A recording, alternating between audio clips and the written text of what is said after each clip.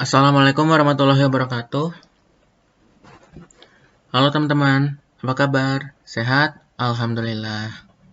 Pada video kali ini, kita akan melanjutkan materi tentang data berkelompok. Sebelum kita memulai belajar, alangkah baiknya kita menyaksikan video berikut ini terlebih dahulu. Selamat menyaksikan.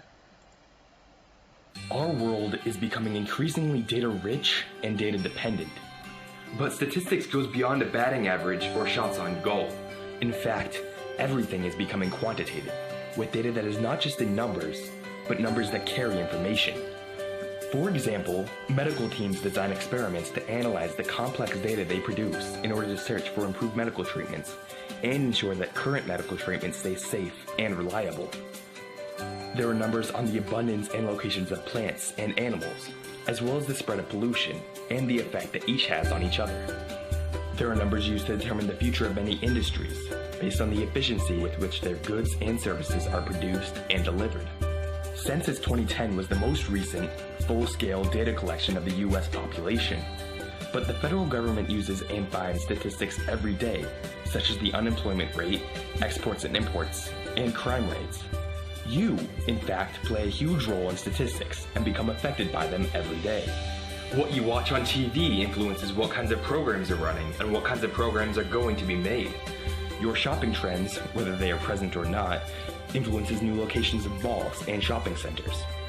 Your daily commute to work is kept on record to learn what roads are priorities to maintain. These decisions and improvements are made on data and not guesswork. With the growth of data use comes a growing need for those to interpret it. We call these people statisticians, and they produce data, analyze that data to make their meaning clear, and draw practical conclusions from that data. The demand for statisticians is high and continues to grow significantly. In fact, a statistical study has expected that 4.4 million jobs will be created around the world for statisticians by 2015, with 1.9 million of these in the US alone. If you like numbers, look into a statistician career. Statisticians work in many fields, such as education, marketing, psychology, sports, health, and manufacturing. They enjoy good pay and high job satisfaction. Statisticians improve society and in general make the world a better place. All of the numbers in the world follow patterns, oftentimes very complex patterns. But these patterns give statisticians the ability to predict the future. Now what would you do if you could predict the future? Nah, bagaimana videonya tadi? Apakah seru? Pasti seru dong. Nah, dari video tadi, kita dapat menyimpulkan bahwa statistika itu perannya sangatlah penting. Contohnya dalam bidang ekonomi, pemerintahan, kesehatan, psikologi, dan masih banyak lagi. Bentuk-bentuknya berupa bagaimana cara kita mengukur tingkat pengangguran di dalam suatu negara. Kemudian, bagaimana cara kita mengukur banyaknya pekerja setiap tahunnya di suatu tempat. Dan masih banyak lagi. Oleh karena itu, langsung saja kita memulai belajar tentang statistika untuk data kelompok. Bagian 3. Materi selanjutnya yaitu tentang modus. Bagaimana cara mencari modus jika diketahui data kelompok? Nah, rumus dari modus untuk data kelompok adalah LMO ditambah D1 per D1 plus D2 kali C. Dengan MO-nya adalah modus, LMO adalah tepi bawah untuk kelas modus, D1 adalah selisih frekuensi kelas modus dengan kelas sebelumnya, berarti kelas di atasnya, dan D2 selisih frekuensi kelas modus dengan kelas setelahnya, berarti kelas di bawahnya. Dan C adalah panjang intervalnya. Nah, untuk lebih memahami tentang modus, kita simak contoh pertama berikut ini. Nah, berikut ini adalah data berat badan dari 40 siswa, tentukan modusnya. Nah, di sini kita lihat FI yang paling besar itu 12 saat intervalnya 45 sampai 49. Sehingga modus sama dengan LMO ditambah D1 per D1 tambah D2 kali C. Sama dengan, nah karena modusnya terdapat di kelas ketiga, maka kita cari tepi bawah untuk kelas ketiga, yaitu 45 dikurang 0,5 jadinya 44,5. Ditambah D1-nya 12 kurang 11, jadinya 1 per D1, 1 ditambah D2, 12 kurang 7, 5. Kali intervalnya tadi ditemukan 5. Sama dengan 44,5 ditambah 1/6. 1/6 kali 5 jadinya 5/6. Sehingga ditemukan hasilnya adalah 45,33.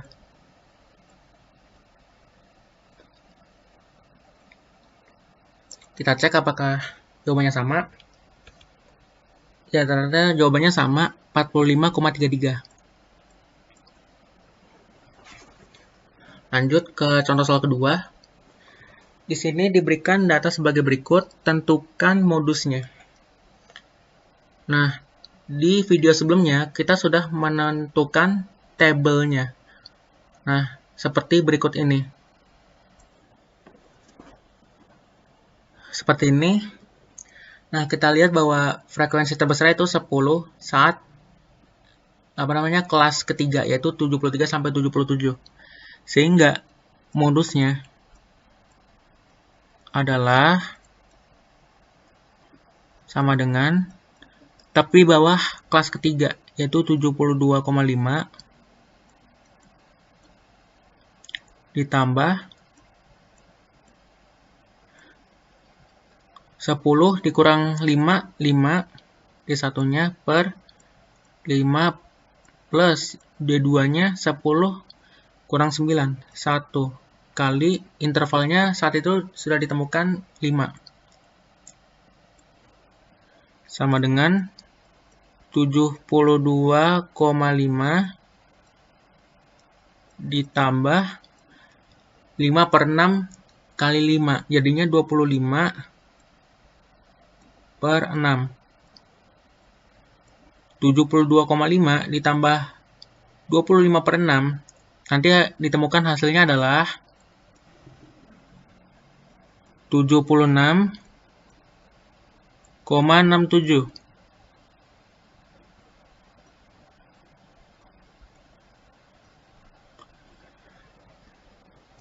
Kita cek apakah jawabannya sama. Ya, ternyata jawabannya sama. Di sini modusnya 76,67.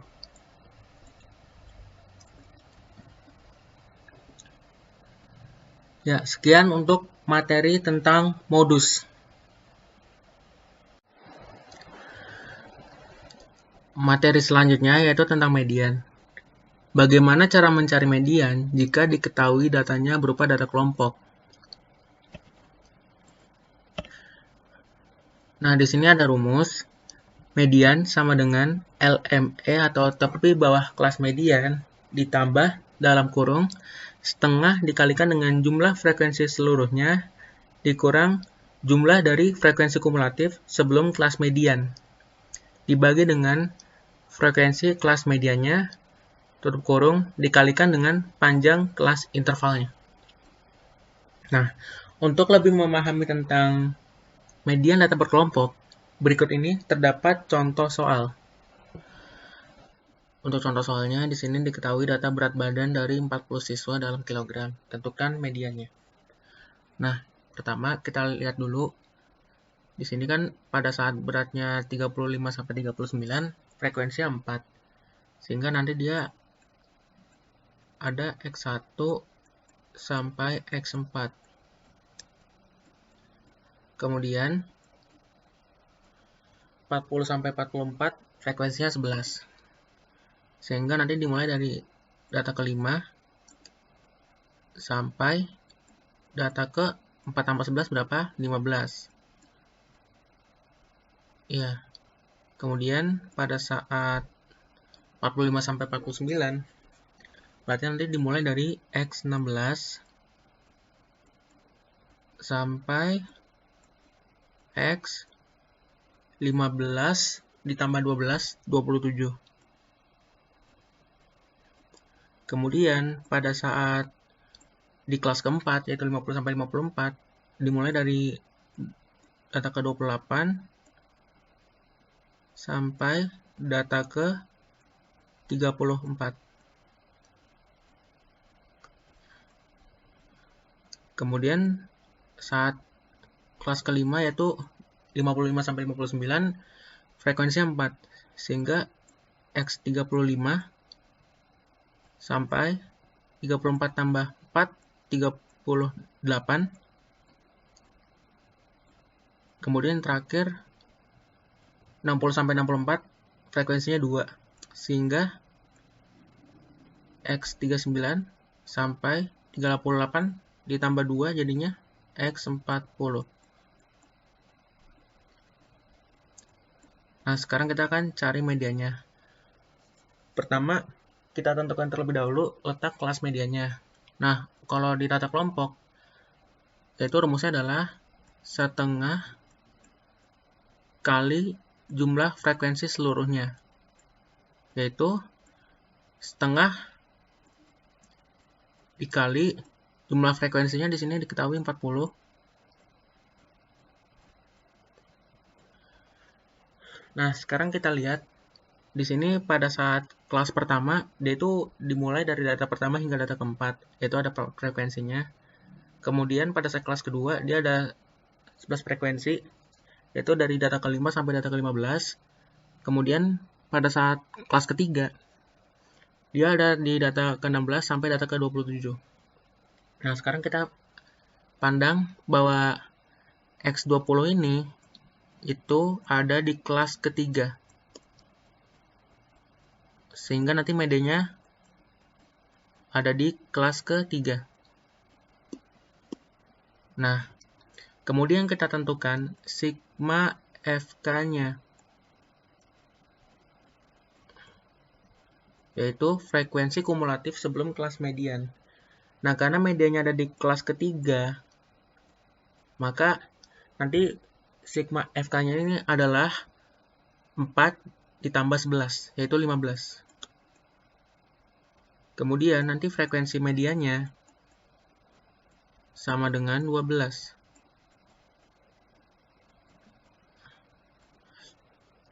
Nah, kemudian kita langsung masukkan aja ke rumus median, yaitu sama dengan tepi bawah kelas median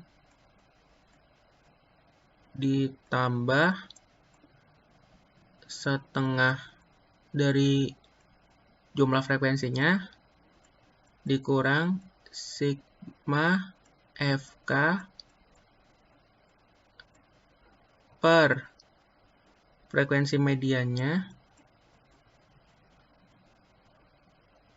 dikalikan dengan intervalnya. Intervalnya tadi 5 ya.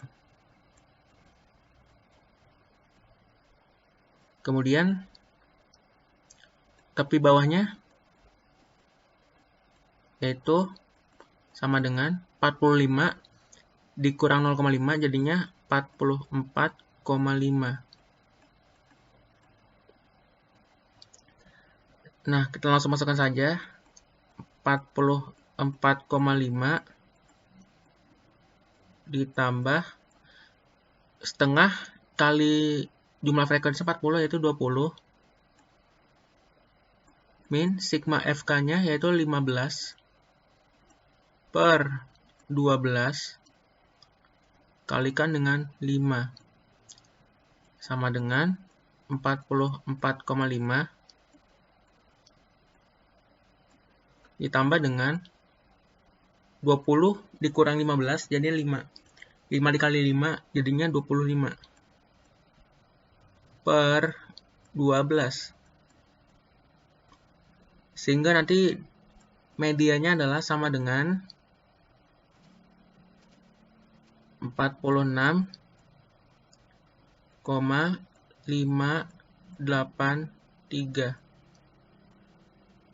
Seperti ini. Nah, kita cek apakah jawabannya sama. Ya, ternyata jawabannya sama. Di sini mediannya 46,583. Lanjut ke contoh soal 2. Untuk contoh soal 2-nya, di sini diketahui data berupa histogram, tentukan mediannya. Nah, di pembahasan sebelumnya, kita sudah menemukan bentuk tabelnya, yaitu seperti berikut ini.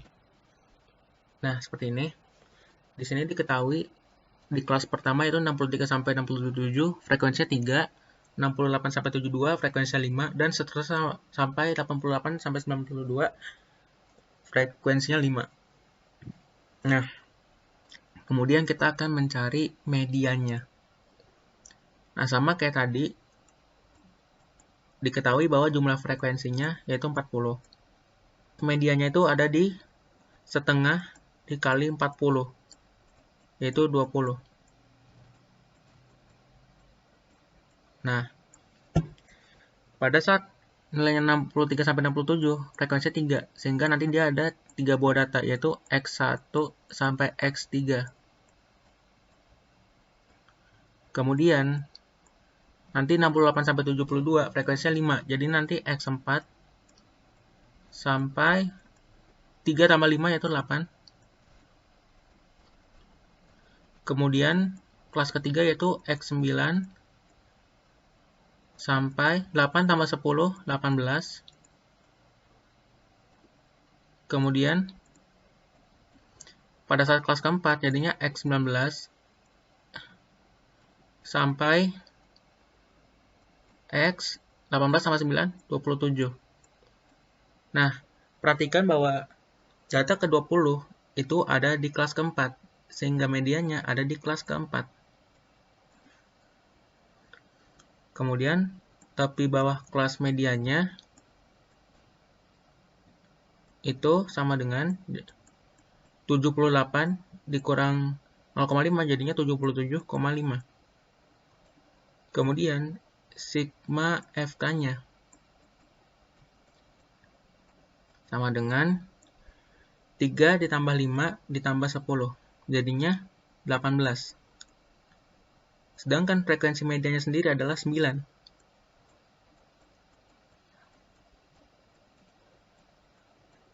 Sama dengan 9.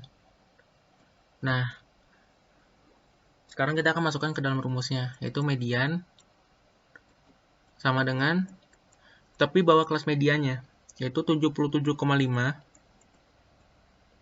ditambah setengah N, yaitu 20, dikurangi dengan sigma FK-nya 18 per 9 dikalikan dengan 5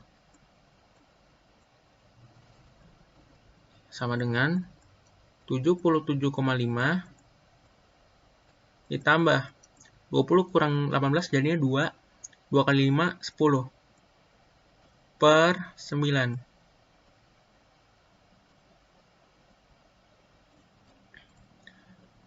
Sehingga nanti hasilnya sama dengan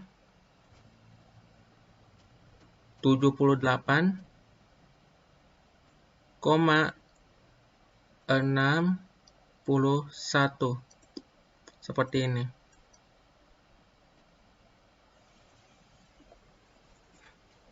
Ya, kita cek apakah jawabannya sama. Ya, ternyata jawabannya sama. Di sini mediannya 78,61.